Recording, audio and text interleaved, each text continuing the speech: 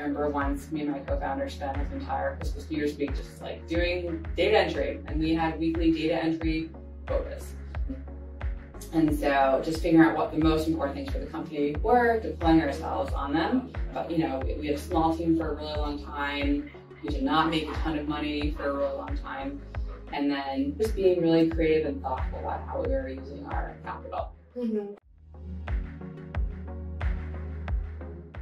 Hi everyone, welcome to Growth Will Impact podcast, GWI Talk. Growth Will Impact is a non-profit organization based in New York, aiming to empower and amplify the voices of women across the globe. I'm your host, Yuan, a product manager and consultant. We'll be featuring trends and events in the tech space. In our first tech episode, we invited Lauren, the founder of Sealed, a Series B climate tech startup that focuses on reducing energy consumption and carbon emission in buildings. Lauren's going to share what Sealed does, the overall housing decarbonization market, as well as her founder experience in the fast-growing climate tech space.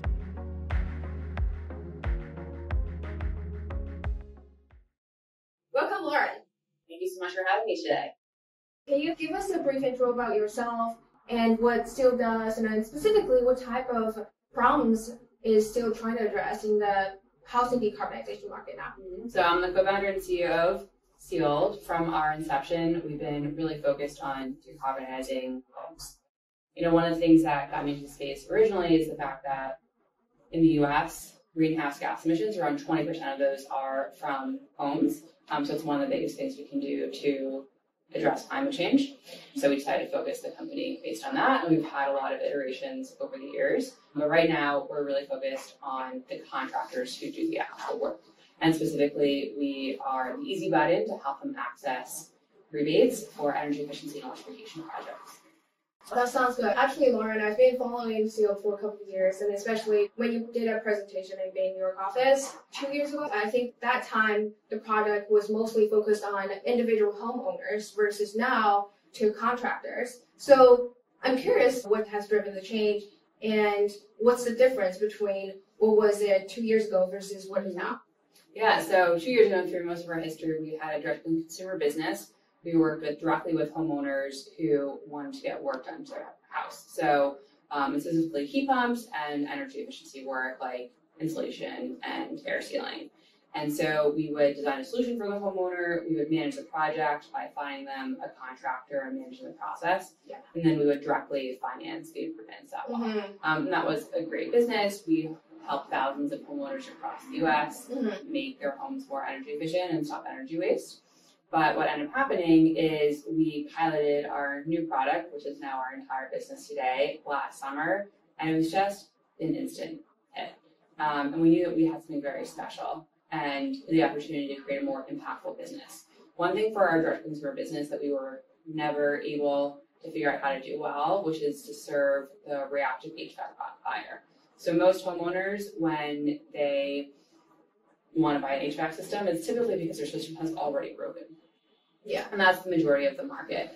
And being that we were managing the network of third-party installers, it was hard for us to meet the timelines that consumers were looking for. And so what we realized, actually, if we really wanted to move the needle on heat pump adoption, we had to figure out how to get more contractors to build their businesses around heat pumps, because your HVAC system breaks, you call your local contractor and you ask them, what system should I get? And typically you're going to go with your local contractor's recommendation and not do too much research around it. And so we decided to focus on contractors as actually the key stakeholders and kind of the last mile for heat pump adoption.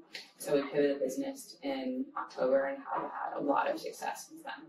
I'm very curious, was there a moment that you realized that, hey, I cannot just do the consumer-facing products and I have to do something that's larger scale? Like, what triggered or what has inspired you? So I'll say, I'll put it in two categories. One is how great the new product was, and then the second is just, it's very challenging to scale a direct consumer business that has real boots on the ground. Yeah. And especially just given some of the macro dynamics with higher interest rates and stuff like that, and thinking about what Sealed specifically is really great at, and we're great at a few things. One, we're great at building software, we are great at producing energy savings, and we're great at working with contractors and just thinking about how we have the biggest impact. But it was a decision that I made with a lot of conviction. I 100% knew it was the right thing to do, but that didn't mean that it was very difficult. Our direct-to-consumer business, we had built it up to 8 figures of revenue. We had a large team working on it, and whenever you have to make a decision that shuts that down, it can be very challenging. But ultimately now, we're 9 months from the pivot, it's very clear that it was just the right decision to make.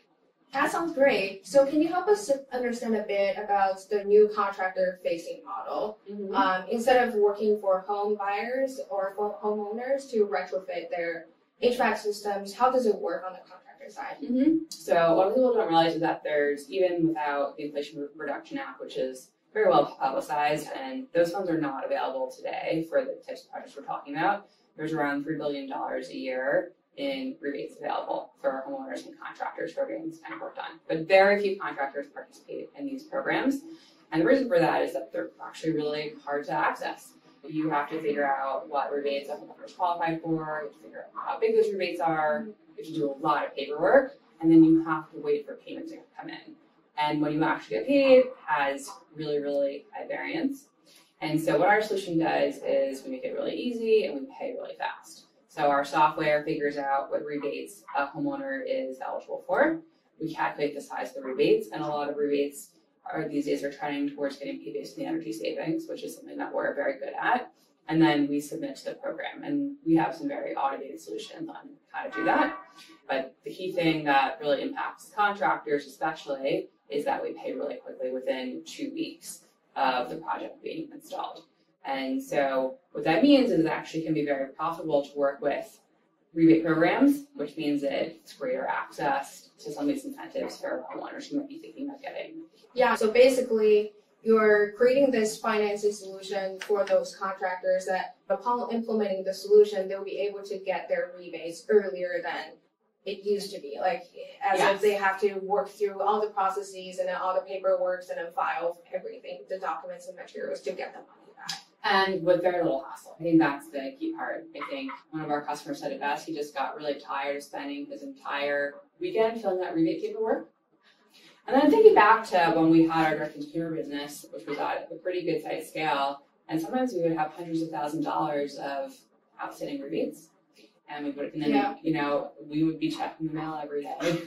And then eventually a check would come in. Yeah, totally. It's a hard way to run a business. Yeah, I definitely see this is the uniqueness of CO, the unique solution tailored to contractors, and then being able to incentivize them to actually bring more retrofitting projects to the homeowners and then to a larger scale. So other than the financing solution, or maybe the financing solution being a key differentiation point, how do you think CO is uniquely positioned in the market? Mm-hmm. So I think the software we have to make it easy is really, really key. Just decreasing the amount of upfront work. Contractors might only have to spend a couple minutes in our software to get a rebate processed.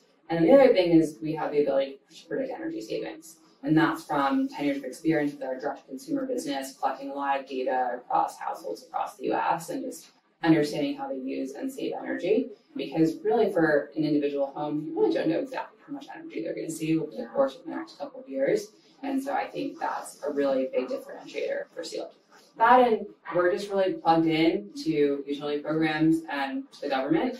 And I feel like there's sometimes the published manuals on how these rebate programs work, and there's the way they actually work. And I think a big thing for our customers is that they have someone to call when they're having a problem, if they have a question. We really do hold people's hands for the entire process. Personally, I have some experience in building energy systems, and I know how tough it is to actually forecast utility bills and energy usage. And it's so excited that you bring this up, like, oh, with 10 years of data, you'll be able to predict, I would say not like 100% correctly, but very close to 90% or 95% correctly. I think this is like really important element of bringing this project live, and especially like to ensure this business is successful, and then also the contractors are successful in getting their payment, and also to seal to run a successful business. Like, you want to make accurate estimations, and you want to pay out the accurate amount of money back to the contractors. Right, and really, a contractor or even a homeowner is not in a great position to predict energy savings. Yeah. We are as an aggregator, and I think what's great about a policy approach like this is it really does align the dollars spent with the policy outcomes that we're trying to drive, which is reducing people's energy usage. And then also there's a lot of consumer protection benefits as well in terms of incentivizing the highest quality work. So what do you think is next for Seodo? What's your vision for Seodo, knowing that you've entered this contractor-facing business? Any plans after that? So we're excited to keep on expanding across the country. We work with contractors, both local contractors and then contractors who operate on more. So we're excited to get into more programs over the course of the next couple of years. And the IRA funds will be available starting later this year as well. And so we're excited to help our customers integrate that into their businesses. When you say more programs, what type of programs are you referring to? Utility rebate programs. Okay. Both utilities and then from the government as well. So you were seeing more and more utility rebate programs or similar programs coming out recently? Yeah, I mean, and look, like the utility programs, a lot of those have been around for a really long time, and they're generally growing. Over time, as there's more and more emphasis, especially on energy efficiency and electrification, there'll be a step change in rebate dollars available with the IRA funds that are coming later this year. That's a big new capital infusion into the market. That sounds amazing. That just shows that there's just a lot of efforts and then a lot of attention in this current market and energy efficiency and then building energy consumption. I think this is something I'm personally very excited about as well, just given my experience. I did research in my undergrad 5, maybe 6 years ago, and by then it was, I would say building energy efficiency is like a niche area. Yes. Everyone recognized, building consumes 20 or 40% of the carbon emissions, but then there was very little attention to this area just because maybe lack of incentives or just general awareness is low. I mean, I think also it's just not a very sexy area. And I think the reason for that is that all the technologies needed to decarbonizing homes already exist. And so you're not talking about some big moonshot technology. It's all the boring stuff about getting customers and contractors to adopt it. And so it just, for a lot of people, just not that interesting to talk about. Yeah, everyone's talking about the fancy topics like renewables or carbon capture technologies, anything that sounds really fancy, but anything that's down to the ground, you can execute on a day-to-day basis. People will say it's there, but no one's doing that. And by the way, I think those make the best businesses is focusing on things that are a little bit unsexy because you don't get as many, wide-eyed dreamers looking at the space. You need very practical solutions, and you're dealing with a customer base, in our case, HVAC contractors, and you need to be focused on all the boring little details to really move the needle, but it's not glamorous work most of the time. This is so true. So move on to our next topic, which is to talk about the overall housing decarbonization market. So what are some of the problems or challenges in addition to retrofitting and energy efficiency that you see in this general housing decarbonization market? I think the biggest issue is that people only buy a new HVAC system every 15 years. If you miss the window of opportunity, you don't have another window of opportunity for a really long period of time, which I think puts a lot of pressure on the time scale when people adopt heat pump, for example, versus someone could wake up tomorrow or in 5 years or 6 years or 7 years and decide they want to get renewables. It's not so binary versus it's really catching the consumer at these very unique moments in time. And again, it just puts a lot of pressure on timing. Are there any solutions or initiatives? I know this is kind of a hard thing to address. You cannot change consumer behavior. You cannot force them to upgrade their HVAC before the useful lifetime. Maybe you wouldn't want them to, right? It's actually not always efficient to be doing that. Yeah. So I think higher awareness of heat pumps, which is one of the reasons I'm excited about the IRA. I just think more people will know about them. I think getting contractors to recommend them. But I think making it really profitable to sell heat pumps. And that's what moves the needles for contractors. I'm never a believer in getting either really anyone, but not homeowners, not contractors, to act out of concern for the environment. That it doesn't work when you're trying to do something on kind of a mass market scale. I think higher awareness, I think bringing down the cost of heat pumps, both through technological improvements and rebates are some of the critical solutions to really making it work. Mm-hmm. So what are some of the, say, in general, trends and initiatives going on that you think are going to be very promising and impactful in this area? Mm-hmm. I certainly think that training contractors on heat pumps and getting them more comfortable installing them. There's a lot of initiatives for that. I think utilities continuing to increase their spend on heat pumps and energy efficiency measures is important. And then I think the IRA is kind of a good down payment from the government on getting more private market adoption. Hopefully we'll see a lot of market transformation through that. And in particular, I'm hoping to see more contractors focus their business around heat pumps and heat pump sales. That's what will move the needle on adoption even post the IRA, is if people recenter their business. Totally.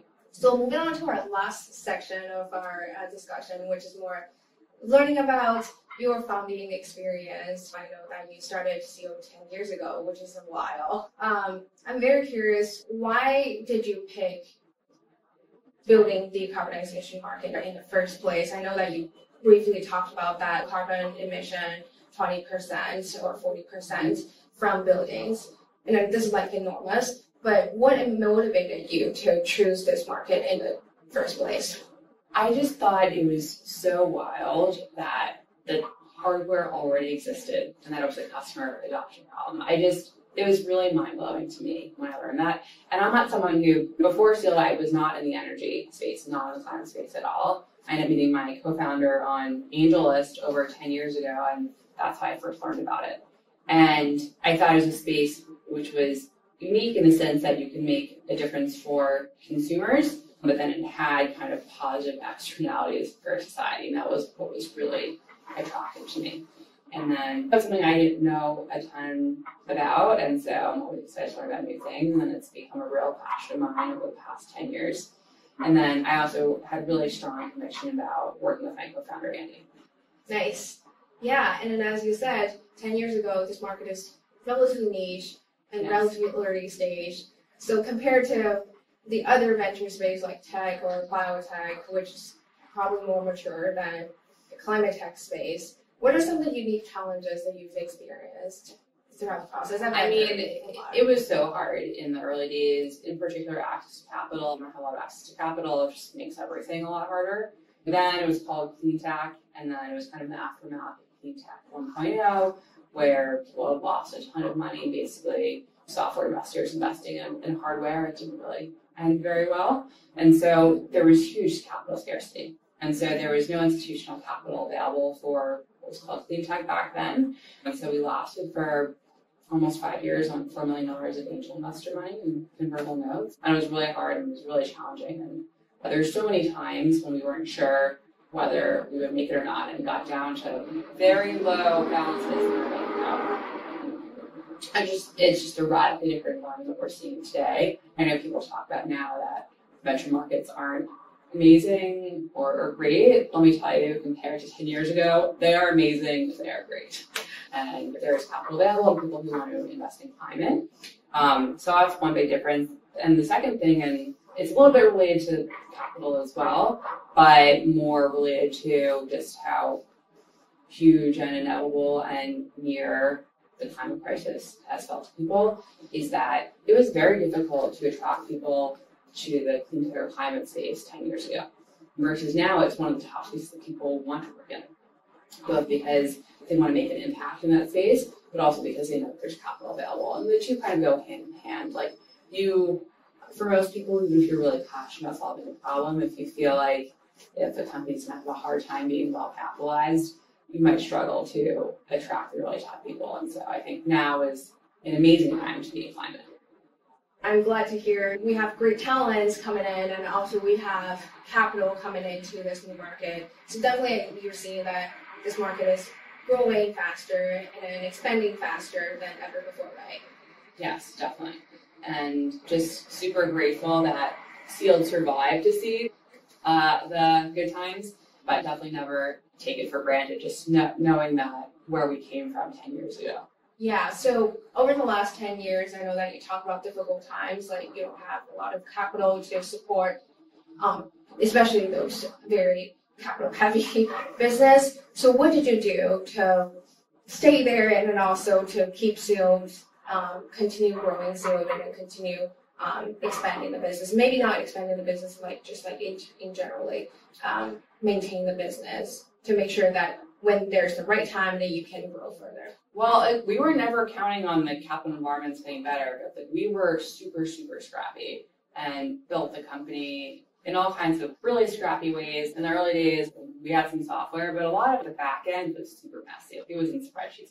I was great at Excel from my time at McKinsey, and so we had so many internal tools and calculators and stuff like that. I just built myself in Excel as an example, because we could only afford so much engineering. Like we really prioritized data collection. Mm-hmm. A lot of that I did myself. I spent I remember once me and my co-founder spent like the entire Christmas New Year's week just like doing data entry, and we had weekly data entry quotas. And so just figuring out what the most important things for the company were, deploying ourselves on them. But we had a small team for a really long time. We did not make a ton of money for a really long time. And then just being really creative and thoughtful about how we were using our capital. Mm-hmm. I did have a time when one of our angel investors came to our office, and I remember he said to me, when we were over 10 people in like this one-room office that was probably like 200 square feet, like really small, very small. And he's like, I don't tell most companies this, but you really should spend more money on real estate. So just being as scrappy as possible, really. Yeah, totally. You mentioned the talents are growing, the talents are coming into the market, and now there's capital influx into the market. So what do you think is the future of climate tech in general? I know this is like a general question. Yeah, that's the question. I think a couple things. So I think software will continue to be important, especially in the venture-backed space.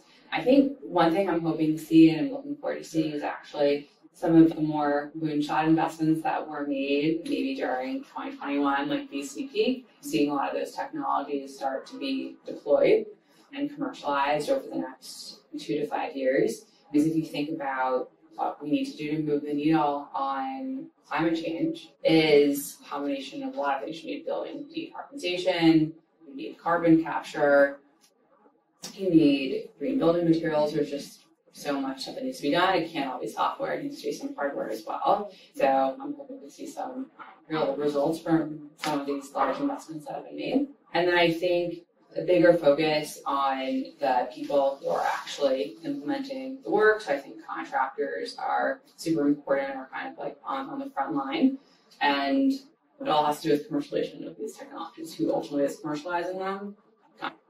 Yeah, totally. Commercialization. One last question to you. We talked a lot about the difficult times and then the struggle and then the obstacles. But what is your proudest moment during your last 10 years leading and growing Seal? That is a tough question. It's hard to say the proudest moment, but I'll tell you that the first moment that comes to mind is actually, so I had my first child after we signed a term sheet for a Series B, but before we actually closed and got wires in. And I remember holding him on my lap as I signed those docs. And that was a super proud, big moment for me as just, a mom and also an entrepreneur. Yeah, a mom of a child and also a mom of your business. My business as well. Yes. So, yeah, that was definitely a very proud moment. Great, awesome.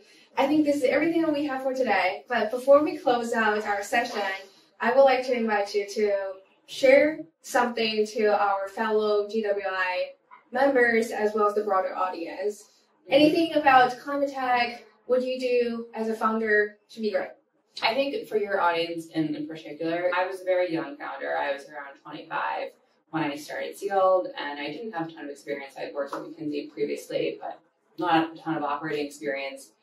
And I remember just being in a lot of rooms where I felt like I didn't belong. And now that I'm a little bit older and wiser, I realize that when I'm in a room where I feel like I don't belong, that means it's a room I should be in. And then I'll figure out how to belong in that room. So that's something I've been thinking a lot about. The growth mindset. The growth mindset, exactly. And just getting comfortable being uncomfortable most of the time. Is whenever you're trying to create transformation, either in yourself, for the company, or in a market, you're going to be really uncomfortable. And you kind of have to, stretch to grow. And sometimes that's going to be really hard. Amazing. This is so inspiring and it's so impressive. Thank you so much, Lauren, for joining us today. And it's great to have you share all the great experiences, whether it's about you, but about SEALD and anything like general trend in decarbonization in the housing market. But it's really great to have you today. Thank you so much for having me. Thank you.